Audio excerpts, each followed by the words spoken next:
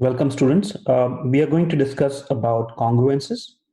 Um, this is one of the most important concepts in number theory. You will see that why when we look at certain problems. So let's have the following motivational problem. This was posed by Sun Tzu in 3 BC, a Chinese mathematician. There are certain things whose numbers are unknown. If we count them by threes, we have 2 left over. By fives, we have 3 left over. And by 7, then there are 2 left over. How many things are there? So essentially, it's asking for number x such that when you count them by threes, you have 2 left over. By fives, we have 3 left over. And by sevens, there are 2 left over. So what is this natural number x? So we will come to the solution of this soon after developing this machinery of congruences. So this machinery of congruences was developed by Carl Friedrich Gauss in around 19th century, early 19th century. So let's begin. So let m be a positive integer. If a and b are integers, we say a is congruent to b mod m if m divides a minus b, and we write a is congruent to b mod m. So let's see, for example, 23 is congruent to 3 mod 5. Why is that? Because since 5 divides 23 minus 3. Okay. Note that 21 is not congruent to 3 mod. So in that case, we will basically put a not sign, so equivalent sign and cross it out. So 21 is not congruent to 3 mod 5 since 5 does not divides 21 minus 3, right? Because 21 minus 3 is 18 and 5 definitely does not divide that. So in that case, we say if, so 1, 2, if m does not divides a minus b, then we say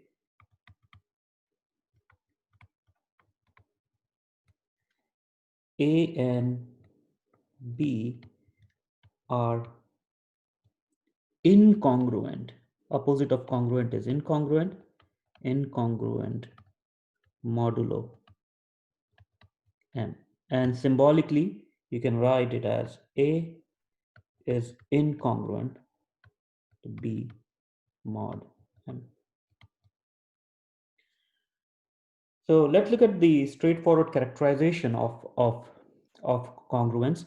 If A and B are integers and A is congruent to B mod m, here again, we have fixed m greater than 0 is an integer. Yeah, it's a positive integer. Okay.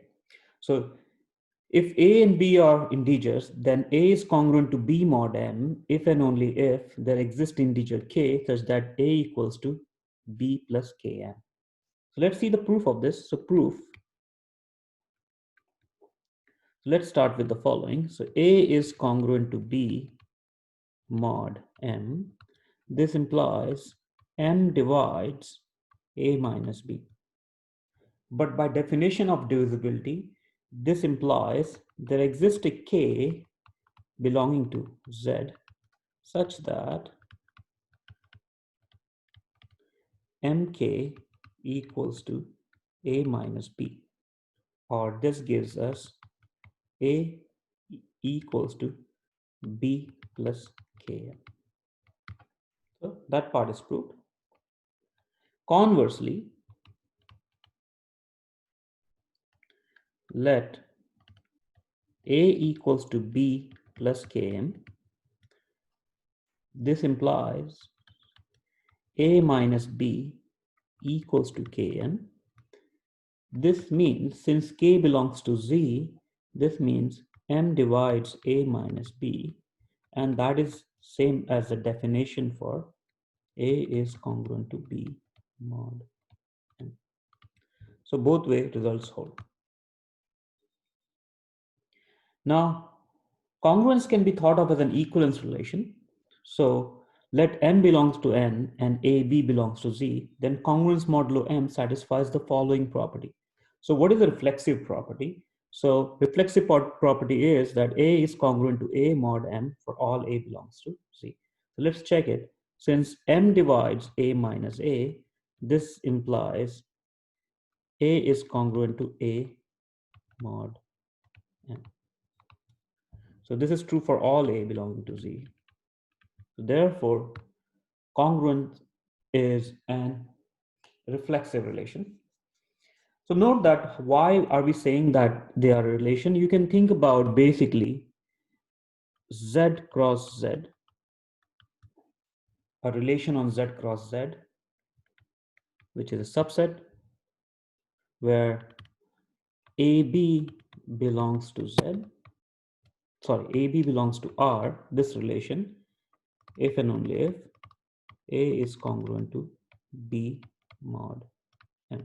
Okay, so this is the relation. And again, we are starting with the fact that M is greater than 0 is an integer. So that is fixed. We will not change that notation. Okay. So clearly this relation is reflexive, symmetric.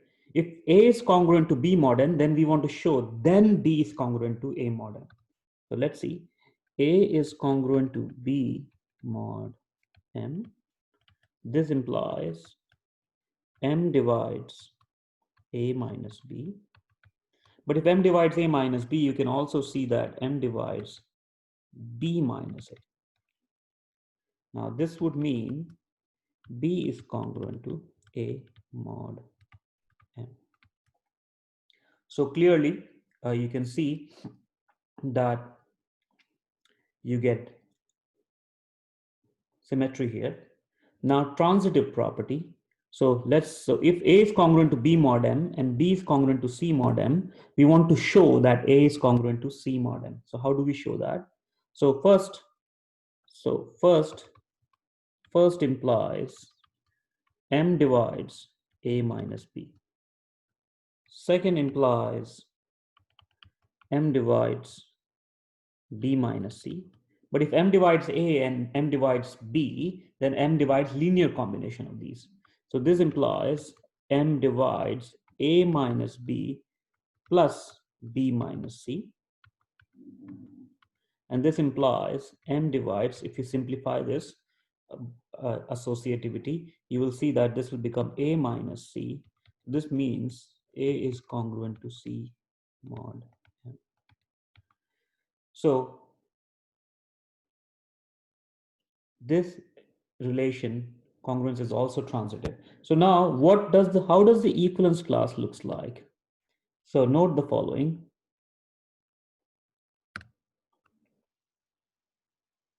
So let's take example of M equals to 3. In that case, you will see that 1 is congruent to 4, is congruent to 7, is congruent to 10, congruent to dot dot dot mod 3. And not only that, this is congruent to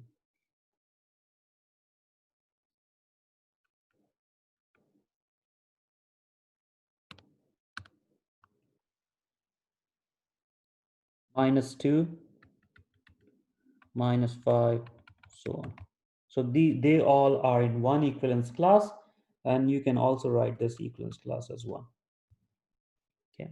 Similarly, the other equivalence classes are 2,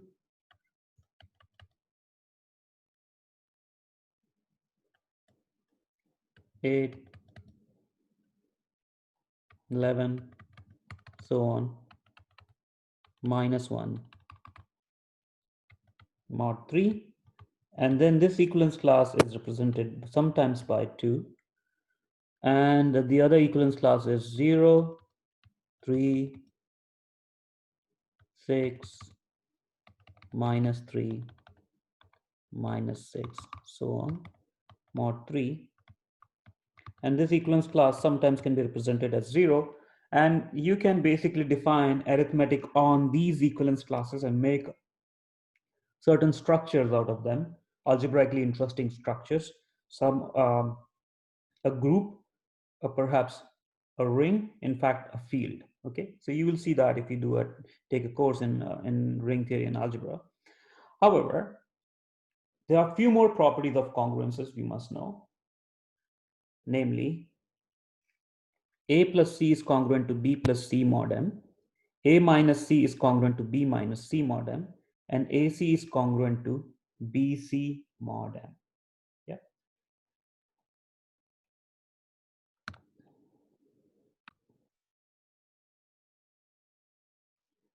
So these are not hard to see. Now we want to come up with a slightly different definition now, another definition. So suppose you're given A and B. So if you divide A by B, you get A equals to Bm plus R, where R is basically M minus 1, right? This is your division algorithm.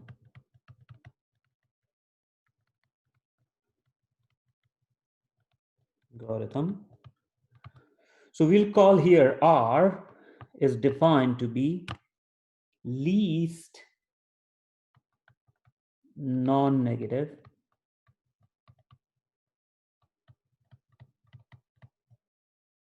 residue of A modulo M, right? So note that we denote this R by, denoted by A mod M equals to R. So this notation is to denote that R is the least non-negative residue mod M. So now we have the following result.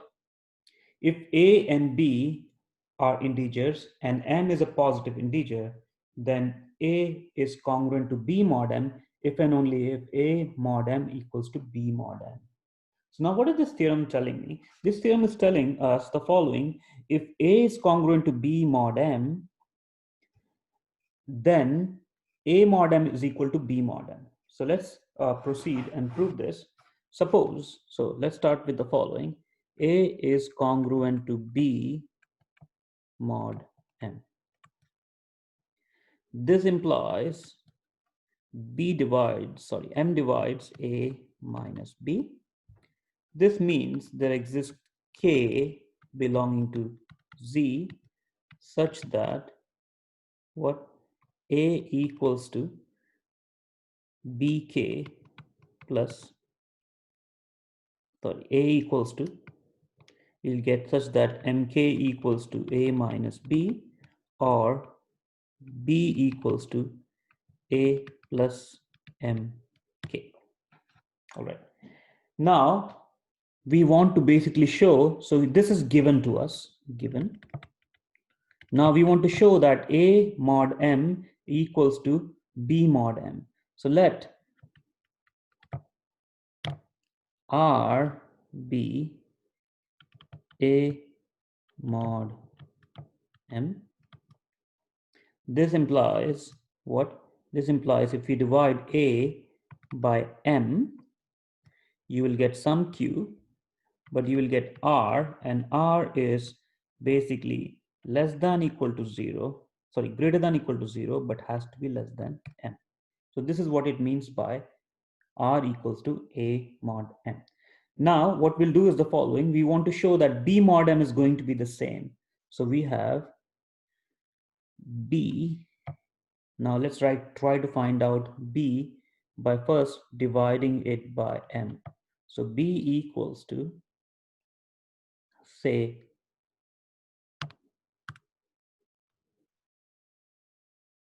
B is, first of all, B is A plus MK, but my A is same as MQ plus R. So I get MQ plus R plus MK.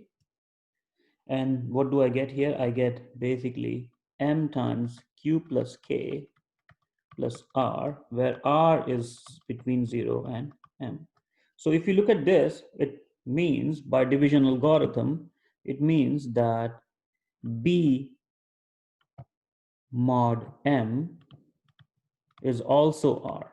So therefore, we get A mod M is equal to B mod M. Yeah, converse is straightforward. So let's just look at conversely. A mod M be equal to B mod M. This implies what? So let this be what? This be R equal to R, say. That means A equals to some MQ1 plus R and B equals to some MQ2 plus R, where R is greater than or equal to 0 and less than M, right? This is a definition of A mod M.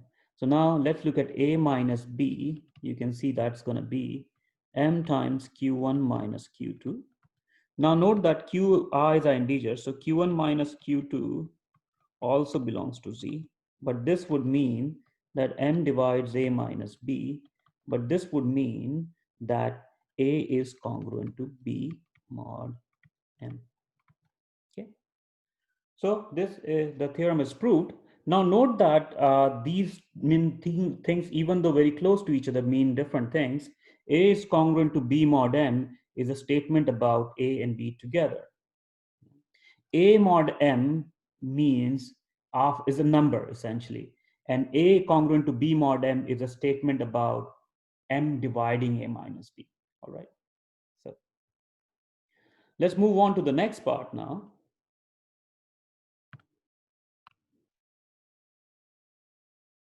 So consider the following: A, B, C, M belongs to Z with M greater than 0. Let D be GCD of C and M. Then AC is congruent to BC mod M. Then A is congruent to B mod M by D. Now note that this is the equivalent of, this is like a cancellation property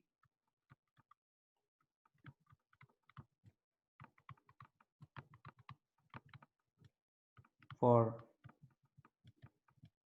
mod. Okay, so let's prove this. So suppose, so given AC is congruent to BC mod M. Now this would mean that M divides AC minus BC, or that is M divides C times A minus B. That is, there exists K belonging to Z such that Mk equals to C times A minus B. Now note that D is GCD of C and M. So D divides C and D divides M. So dividing both sides by, I can basically write on both sides, if I divide by D, so this implies if I divide both sides by D, generally division like this kind of expressions are not good in number theory, but you have this equals to C by D times A minus B. Now note that when I'm writing this, I should say, note that M by D and C by D belong to Z. Okay, so this, everything is happening over a set of integers. Now, so we got this, but note M by D, since D was GCD of C and M, again, we have seen this theorem, then if you divide C by D, M by D, even though they are integers, their GCD is going to be 1. So now you have GCD of M by D and C by D is 1. So this would imply that M by D must divide A minus B because it cannot divide C by D. So this implies A is congruent to B mod M by D. So the theorem is proved. Okay. Note that why did we say the cancellation property does not hold in general? Because of the following. So note that in example would be 6, which is 3 times 2. So 2 times 3 is congruent to 4 times 3 mod 6. Why? Because if you subtract, you will get 2 by 2, because since 6 minus 12 equals to minus 6 is divisible by 6. However, if you cancel 3's off, you get 2 is not congruent to 4 mod 6. So cancellation property does not hold as it is.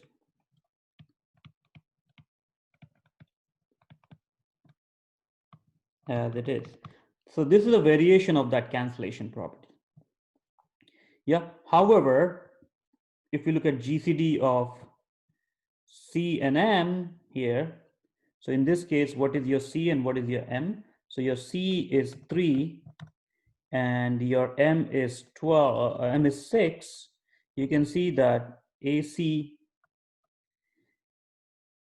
A, which is 2, is congruent to B, which is 4, modulo 6 by GCD, which is what? GCD of both of them is 6, which is mod 1, right? Mod 1, of course, they are congruent because for 1 divides everything. However, can we have a cancellation property directly without involving GCD? And for that, we have following result.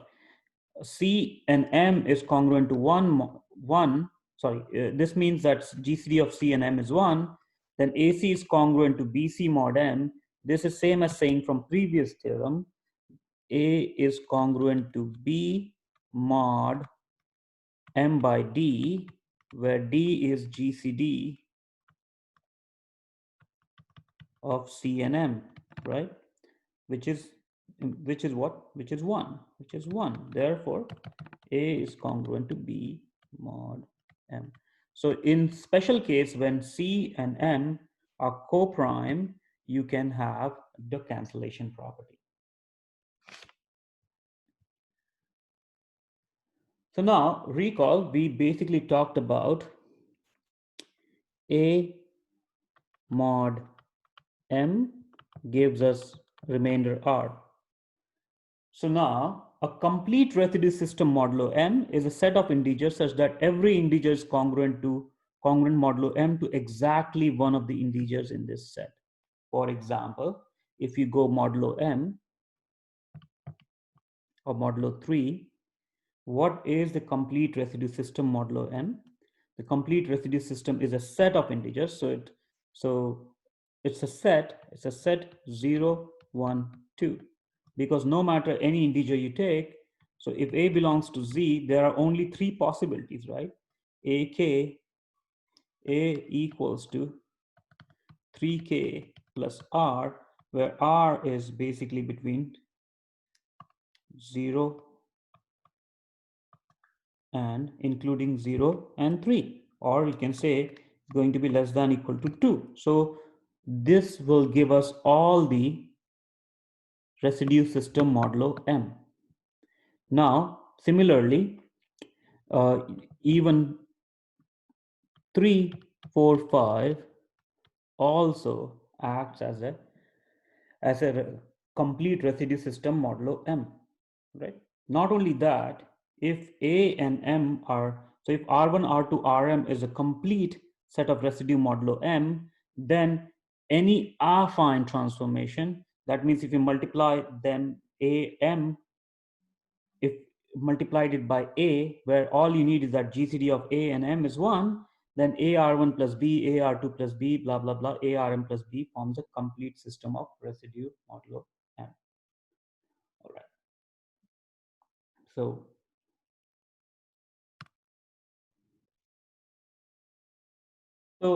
if A is congruent to B mod M, then A to the power K is congruent to B to the power K mod M.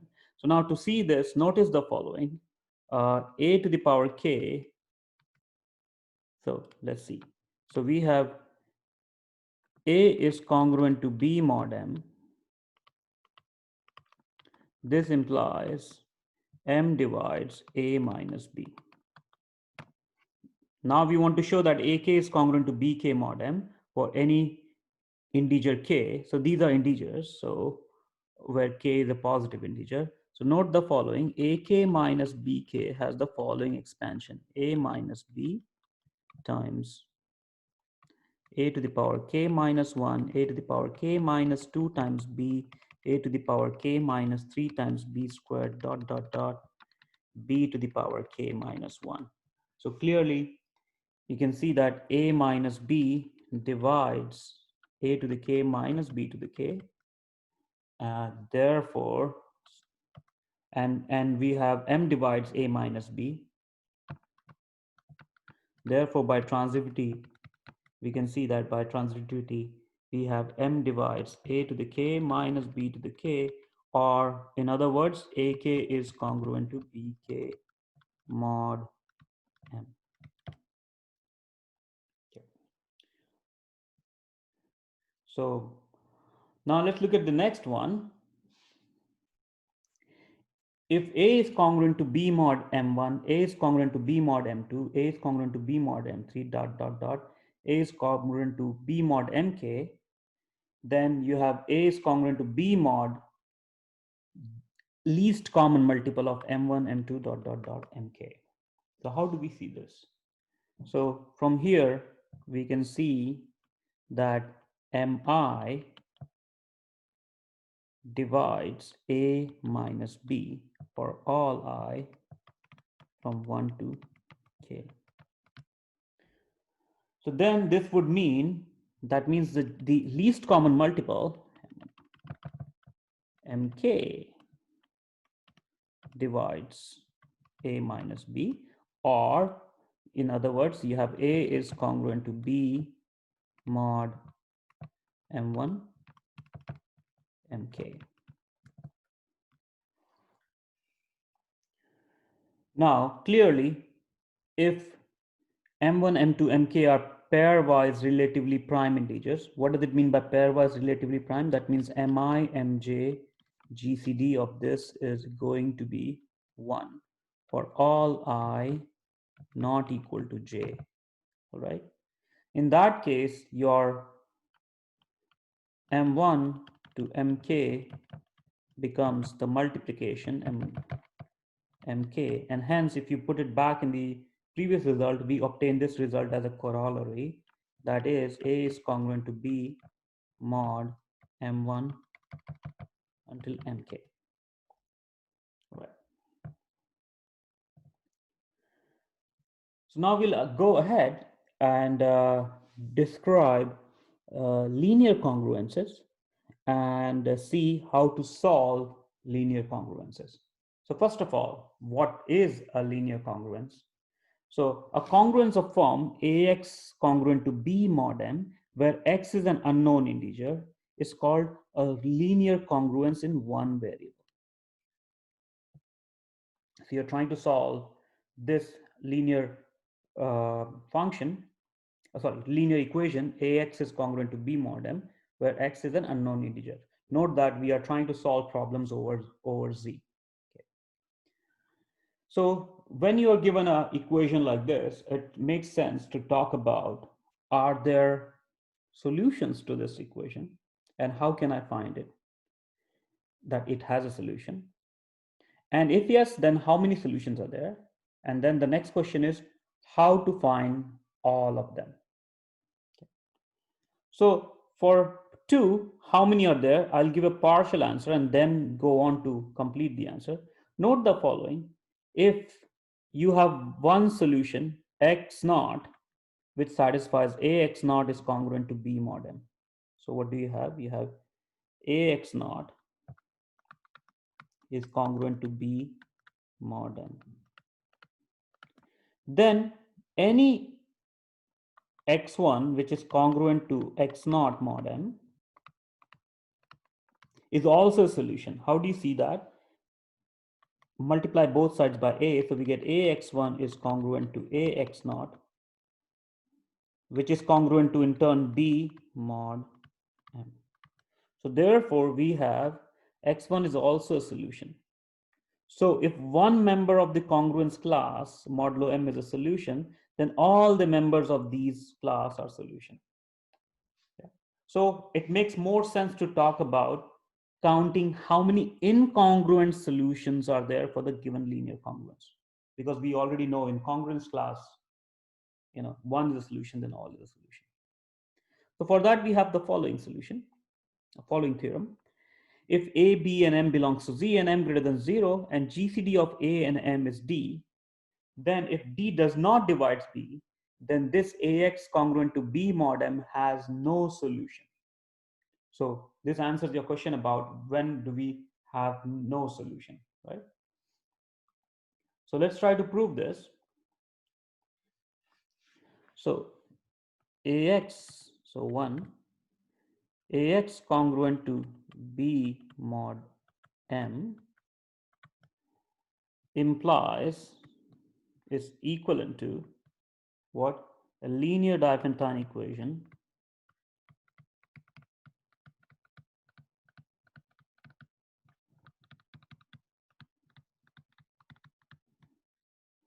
AX minus BY equals to M.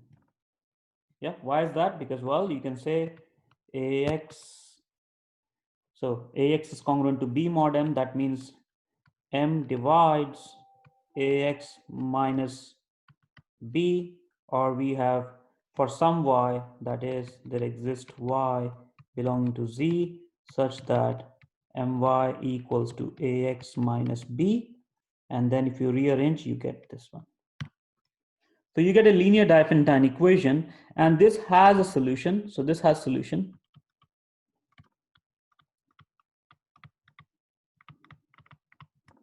If GCD of what?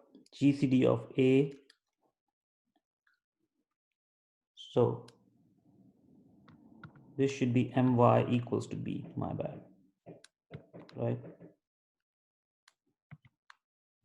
So from here you get My, AX minus My equals to B. So this has solution if GCD of M and 1 divide B. Yeah. So that is if D divides B and has no solutions. We have already seen this when we are doing theory of linear Diophantine equation, and has no solution if D does not divide B. So now when you solve this, let X naught, so suppose there's a solution. So suppose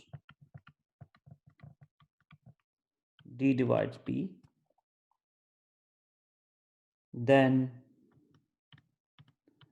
the linear Diophantine equation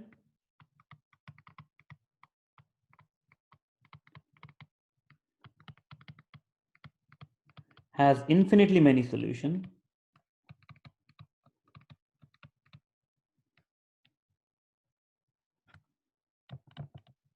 And how do these solutions look like? So start with a particular solution. So X naught, Y naught is particular solution.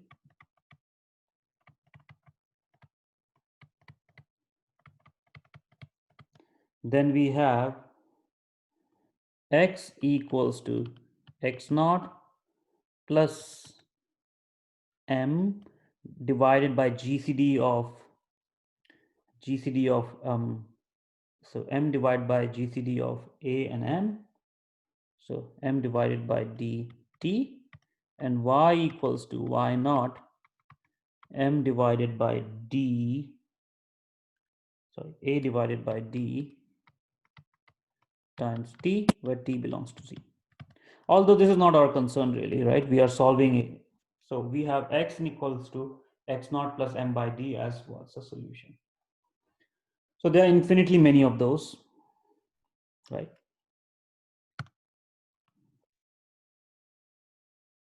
So there are infinitely many solutions of this form, right? Now we want to decide on how many incongruent solutions are there, right? So suppose we have two solutions. So we have x0, which is plus m by d t1 be one solution. Let's call this as x1, and x2 be another solution, x0 m by d t2.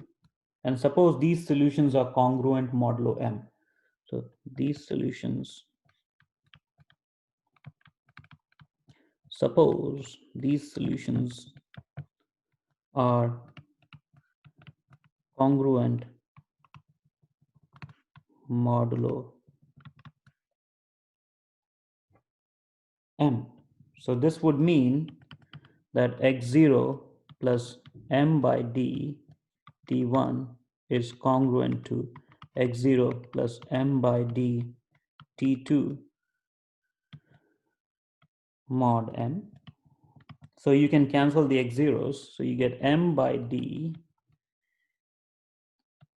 and then bring it on the other side. T1 minus T2 is congruent to 0 mod m.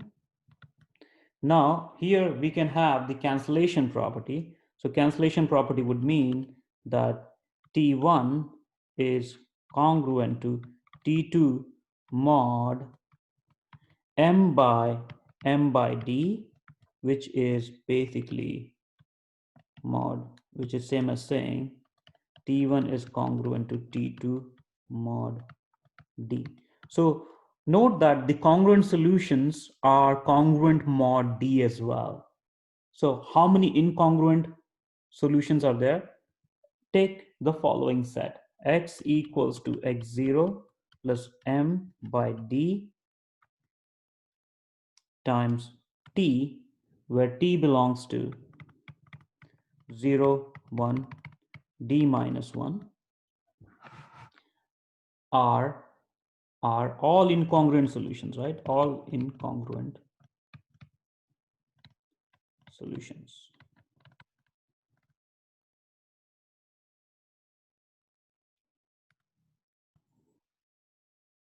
So there are essentially d incongruent solutions modulo m. That's what the theorem is telling you here. If d divides b, then ax is congruent to b mod m has exactly d incongruent solution modulo m, where d is your GCD. Okay.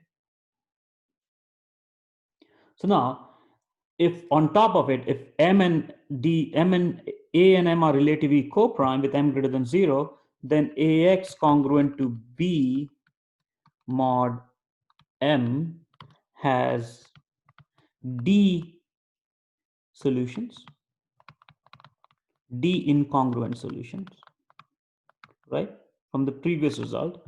But d is what? D is GCD of a and m, and since they are given to be relatively prime, this is going to be 1. So therefore, the linear congruence ax congruent to b has a unique solution. And here unique means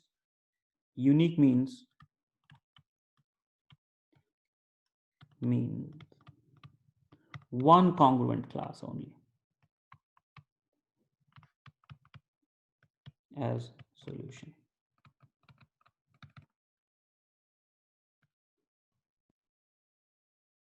So let's try to do the following problem. Suppose 9x is congruent to 12 mod 15. Sorry, 12 mod 15. Question is, how many solutions are there?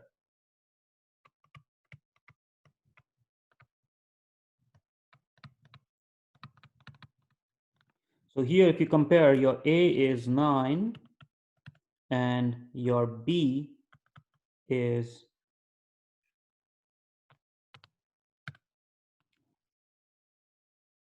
so your B is 12 and M is 15. Now GCD of A and M, which is your D, is going to be GCD of 9 and 15. That can be seen by Euclidean algorithm to be 3, and 3 divides 12. Therefore, there are 3 incongruent solutions.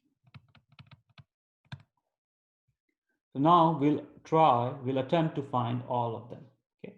So for that, if you use the Euclidean algorithm, you can see that 15 is equal to, so I'm going to use Euclidean algorithm on A and M and write it as D. So I want to write 3 as a linear combination of 9 and 15. So 15 is same as 9 times 1 plus 6. Then we have 9 is 6 times 1 plus 3. And then you have 6 equals to 3 times 2 plus 0. So therefore, we have 6 equals to what? So sorry, 3 equals to 9 minus 6, which will give us 6 is same as 9 minus 15 minus 9, and that will give us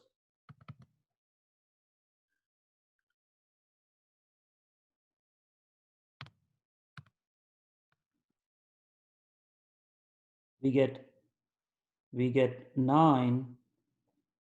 So we get 2 times 9 minus 15 times 1. Okay, so this is what we get. Now so from 9x congruent to 12 mod 15, we will get the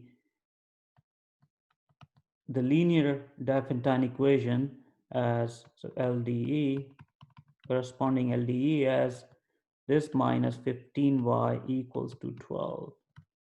So you got, this is 3, so multiply throughout by 4, so we get what? 12 equals to 9 times 2 times 4, which is 8, minus 15 times 4. So we get, this is your, so you get x naught is 8, right? So now from there, what is the next solution? So next solution is going to be x naught. So we get x plus, now what do we have to do? We have m by d, which is what? 12. So m is 15 here. 15 by d, which is what? 15 by d is 3 times t. So we get 8 plus 15 by 3, which is going to be 5t. Okay. So this is one solution. So x1, and then what do you do? X2 is, so we can get the solution, incongruent solution, as taking t going from 0 to what? 0 to d, which is 3. So t goes from 0 to 3. So for example, one solution is going to be when t is 0, you get x1 is, so let's call this as x. So x1 is going to be 8, x2 equals to 8 plus 2 times 5, so 8 plus 5 times 2, which when you go modulo 15 is going to be what? So 15 modulo, so this is going to be 18, so 3, and x3 is going to be 8 plus 15 times 3, which is going to be, sorry, 5 times 3, which is going to be 8. So the solutions are,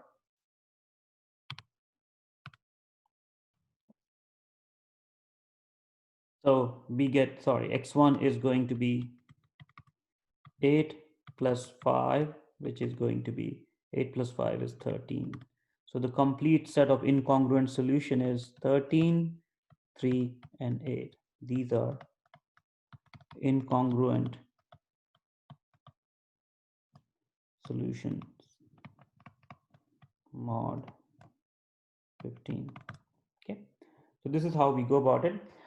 Now, given an integer a, and if you're given a GCD of a and m is 1, then ax congruent to 1 mod m has a solution. Why is that? Because a and m divides, which is 1 divides 1. So such an x is called inverse of a modulo m. All right. So let's try to find that out. For example, we have, say, 5, and we are looking at mod 9. What is the inverse of 5 mod 9? So we are looking for x such that 5x is congruent to 1 mod 9. So we can see that clearly x is 2, right? Why? Because since 5 times 2 is congruent to, so 5 times 2 is 10, which is congruent to 1 mod 9. So integer, so the solution is called inverse of a modulo m. So inverse of 5 modulo 9 is 2. Okay. Now next theorem, let p be a prime, then a positive integer its own inverse if and only if a is congruent to 1 mod p or a is congruent to minus 1 mod p. So let's look at that. So let's start one way. Suppose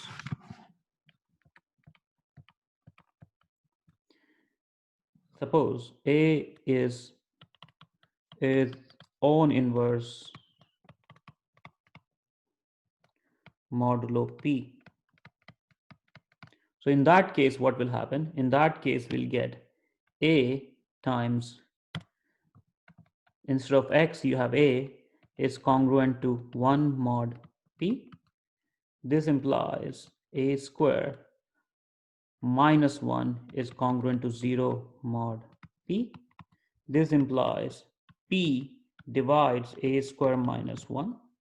This implies either p divides a, which is same as p divides a plus 1, a minus 1, because a square minus 1 is a square minus 1 square. So this means p divides a plus 1 or p divides a minus 1. This implies p a plus 1 is congruent to 0 mod p, or a minus 1 is congruent to 0 mod p, and bringing p on the other side, we get a is congruent to either minus 1 mod p or a is congruent to 1 mod p. And note that it's both ways, so these two statements are equivalent. All right, so let's go about the next result. This result is called Chinese remainder theorem.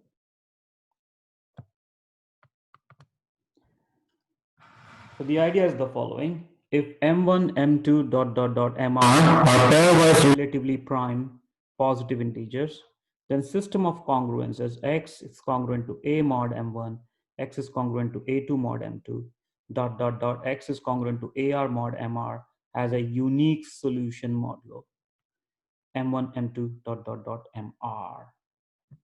So let's try to prove this.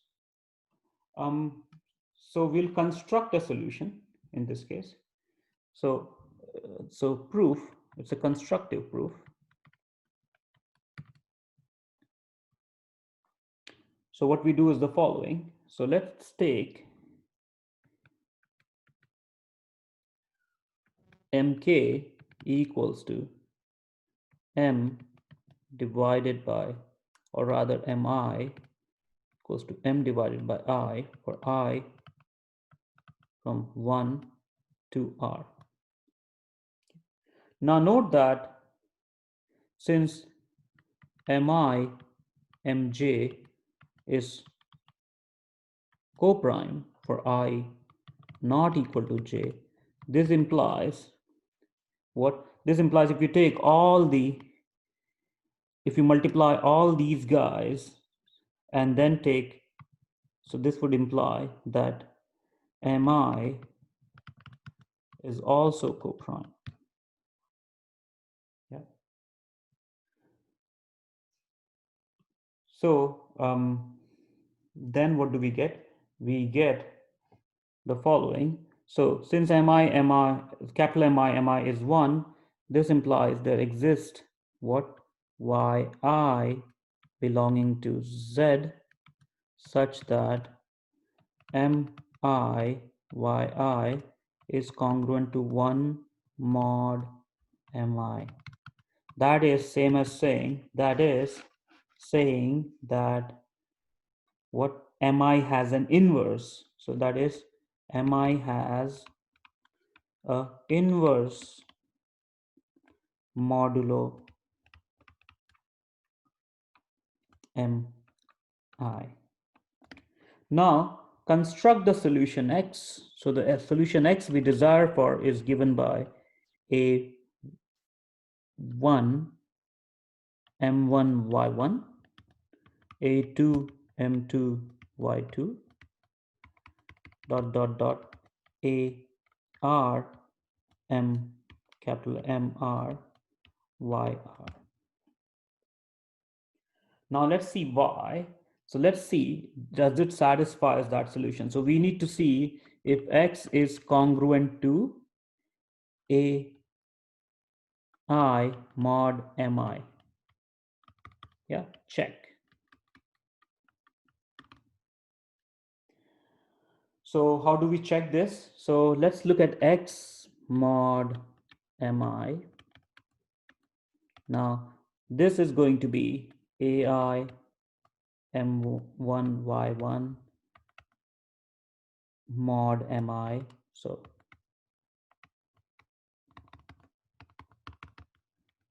ar mr yr mod mi. Now note that mi divides, mi is in the every product. So if you see at this equation here, mi is in every, so mi divides every mj for I not equal to j, right?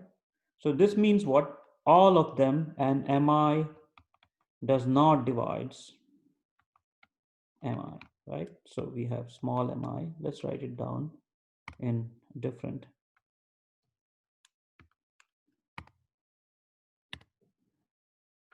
Mi divides capital Mi, but mi does not divides m.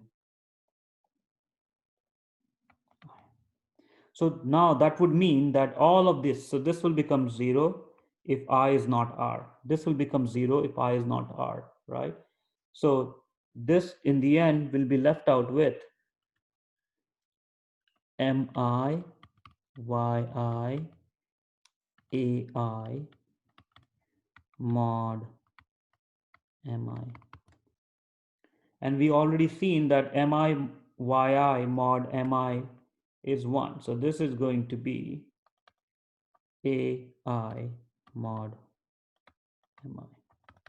So x is congruent to mi mod. So x mod mi is congruent to ai mod mi. So this would same as saying x is congruent to ai mod. So we have already seen that this is a solution. So x is a solution. So therefore x is a solution. The next point is about, so if you read the Chinese remainder theorem says that this solution is unique modulo m equals to m1, m2 dot dot dot mr.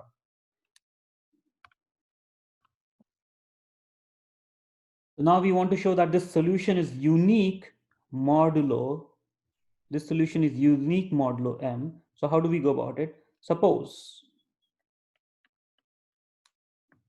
we have two solutions. Suppose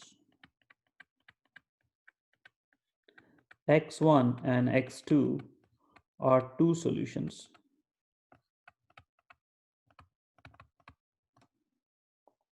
Now this means these are solution to these system of congruences. That means x1 is congruent to ai mod mi, and x2 is congruent to ai mod mi.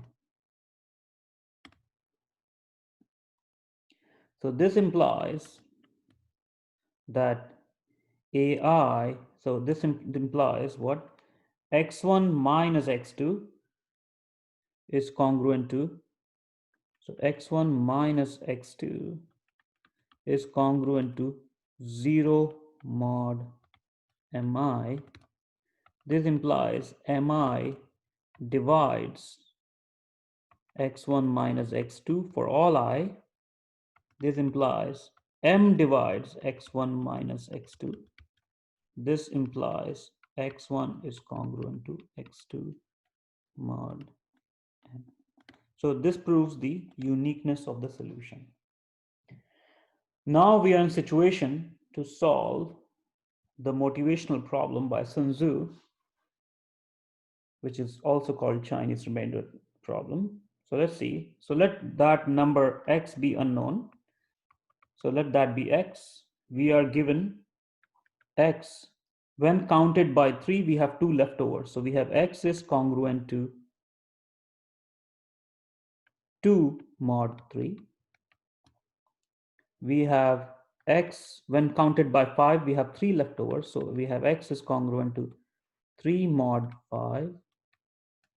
And then when counted by sevens, there are 2 left over. So x is congruent to 2 mod 7.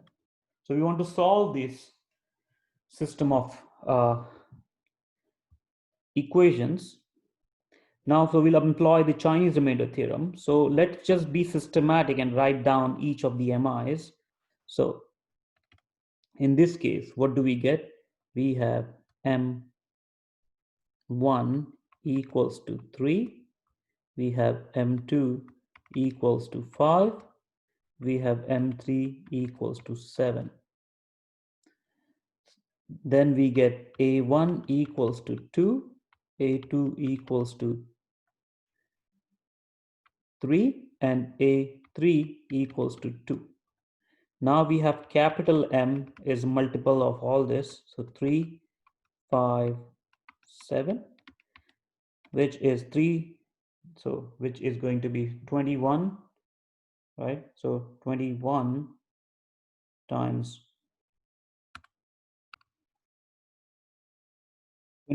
5, which is 105. Let's see what is M1. M1 is M divided by M1, or rather you can see that it's simply M2, M3, right? So M1 is going to be M2, M3, which is going to be 35. M2 is going to be 3 times 7, which is 21. So M divided by M2, which is 3 times 7, which is 21. And you have M3 equals to M divided by M3, which is going to be 3 times 5, which is 15, right? So now how does the solution looks like? The solution is going to be x equals to A1, M1, Y1, A2, M2, Y2, plus A3, M3, Y3. Now we need to find out this M1 mod M, right? We need to find out this Y1, Y2, Y3. So what is Y1? So M1, so Y1 satisfies M1, Y1 is congruent to 1 mod M1. That is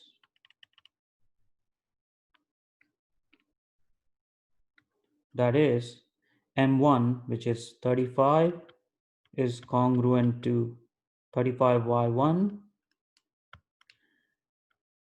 is congruent to 1 mod 3.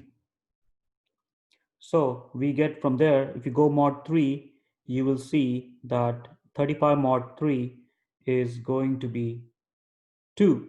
So 2y1 is congruent to 1 mod 3. Now, either you can do this by solving a linear Diophantine equation if the numbers are really big, but here you can quickly do by observation because you have to go mod 3. So you have to only check for 1 and 2. So when you put 1, you do not get 1. But when you put 2, you get 2 times 2. So y1 is 2. Since 2 times 2 is 4, is congruent to 1 mod 3. Similarly, we have m2y2 is congruent to m2 y2 is congruent to 1 mod m2, which gives us, that is, we have m2, which is 21, y2 is congruent to 1 mod what 5. But if you simplify this mod 5, you get 1 y2, or y2 is congruent to 1 mod 5. So we can take y2 to be 1 itself, right? So y2 is 1.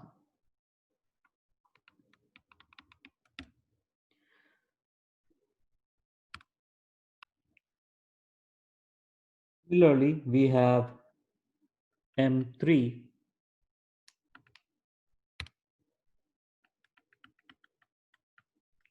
y3 is congruent to 1 mod m3, that is m3 is 15, is y3 is what we need to find out, congruent to 1 mod 7. So if you go mod 7, so this will also imply y3 is 1 mod 7. So from there we get y3 is 1. So now let's plug everything back in this equation. So we have a1 is 2,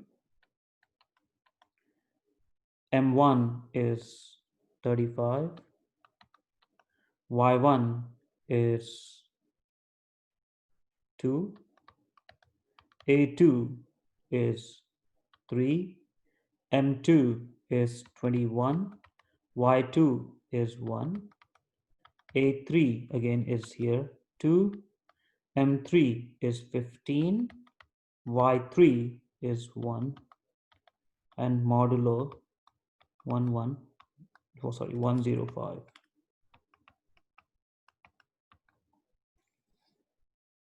So we get, this is basically going to be, let's multiply it out. So we get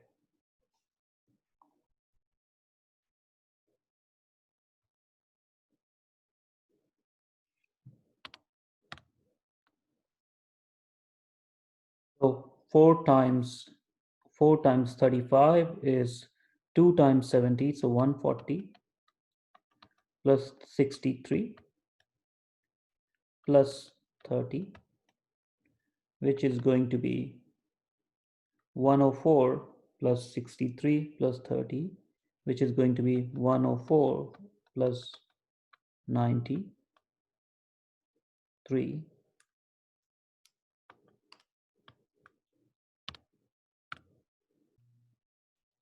We get 233, and this is a solution. So mod 105, this is going to be 23 mod 105. Now check that x equals to 23 is a solution. Check just to see if this theory is okay. So check if 23 is a solution. Let's go x 23 mod 3. So 23 mod 3 gives us what? 23 mod 3, or 23 is congruent to what? So 23